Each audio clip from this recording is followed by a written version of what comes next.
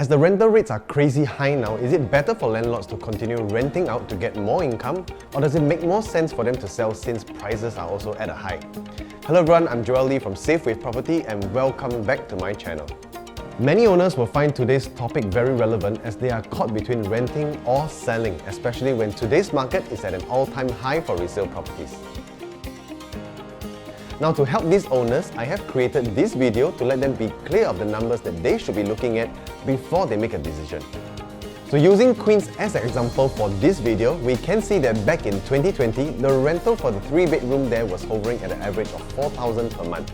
Now 2 years later today, the rental amount has increased to $6,000 per month, and this means that if a landlord were to continue renting, he can possibly fetch a rent of $6,000 and make an additional $2,000 per month gain just on the rental.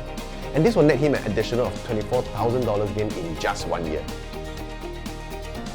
For most landlords, this is something that keeps them renting. However, there's also another part of property that benefited from this period of time, and that is the price of the property.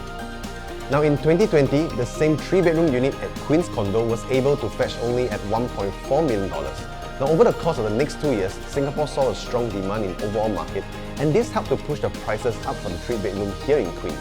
Now a unit here recently transacted at $1.8 million, and this equates to a $400,000 growth in just the last 2 years.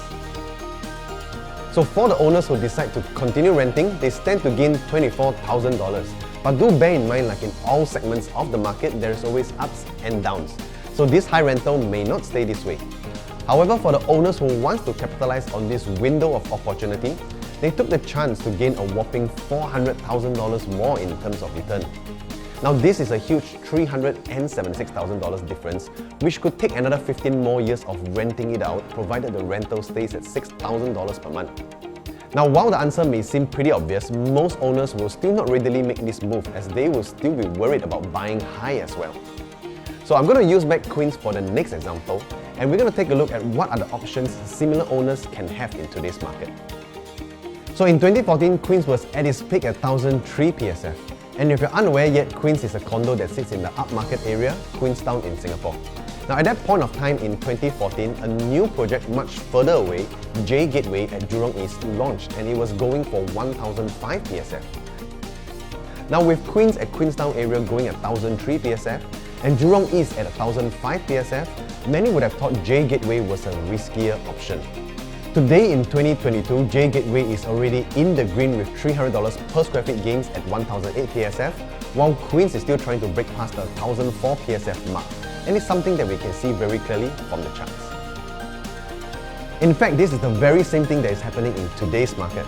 Many newer projects are priced higher, and while it may seem riskier, the fact that all the owners are going to enter into the new projects at the same price, it also naturally forces the owners to sell it at a higher per square feet later on.